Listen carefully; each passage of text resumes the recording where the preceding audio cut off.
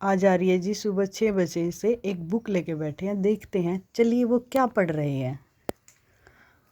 आर्य जी क्या पढ़ रहे हो आप सुबह से आज? मैं ये काला पानी है वीर सावरकर जी का उपन्यास है, उसको पढ़ रहा हूँ। और ओ अब तक मैंने इसका एक प्रकरण है मालती, ये सच्ची घटना पे आधारित उपन्यास है वीर सावरकर जी का, जो वो काला पानी जो जेल में है उस टाइम पे वो लिख रहे हैं। तो जो मालती है तो उसकी माँ है रमा देवी। अच्छा। और वो रात को बैठे हैं और उसकी बेटी 14 वर्ष की बेटी जो मालती है वो कहती है कि माँ लोरियां सुनाओ। तो वो मालती की आयु लगभग 14 साल की है और उसकी माँ रमा देवी, मतलब इतनी उनकी आपस की जो बातचीत की हम बात करें तो मेरी आंखों में आंसू आ गए। उसकी माँ रमा देवी उसकी कहानी सुनाती है, लोरियां गीत जैसे वो मराठी में, तो उसका मुझे हिंदी का कुछ बातें है ध्यान में, जो भाव है। रमा देवी कहती है कि तू मेरी रतन जैसी बेटी है। वो माँ कहती है कि परम पिता परमात्मा मेरे 7 जन्मों का पुण्य ले ले, लेकिन इस मेरी बेटी की रक्षा करना।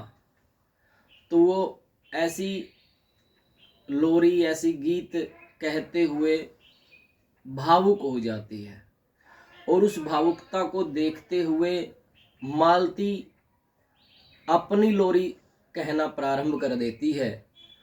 मालती कहती है कि माँ जैसा कोई हो नहीं सकता, माँ की ममता की बराबरी कोई नहीं कर सकता, उसकी तुलना कोई नहीं कर सकता।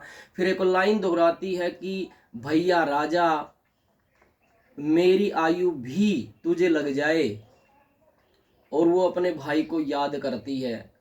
उसकी माँ मालती उसकी लोरियां सुनकर साथ में उसके अर्थ पर ध्यान देती है, तो उस माँ को, उस रमा देवी को भी अपना पुत्र याद आ जाता है जो लगभग 5 से 6 वर्ष पहले फौज में भर्ती था और वो शहीद हो जाता है। दोनों माँ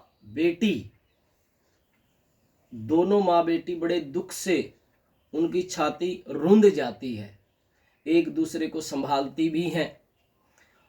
रमा देवी का जो पति है, मालती देवी का जो पिता है, वो लगभग बचपन में ही जब वो लड़का लड़की वो होते हैं, उसका भाई और वो मालती, तो वो एक्सपायर हो चुके होते हैं और इतनी प्रॉपर्टी वो छोड़ करके जाते हैं कि उनका 2 समय का भोजन आराम से निकल जाए। तो अब तक ये पहला प्रकरण ही मैंने पढ़ा है मालती का और उसकी रमा देवी माँ का, कि आपस में उनमें कितना प्रेम है और कितना दुख है। आगे दूसरा प्रकरण अभी प्रारंभ हो रहा है। इसका दूसरा प्रकरण है मालती कहाँ है, वो फिर मैं अभी पढ़ना शुरू करूँगा तो बताऊँगा आपको। जी तो आर्य बहुत जी। ही अच्छा है, काला पानी का जो ये उपन्यास है सच्ची घटना पर आधारित है, तेरे को भी पढ़ना चाहिए। पढ़ूंगी। आप पढ़ो, मेरे को स्टोरी बताना। ठीक है।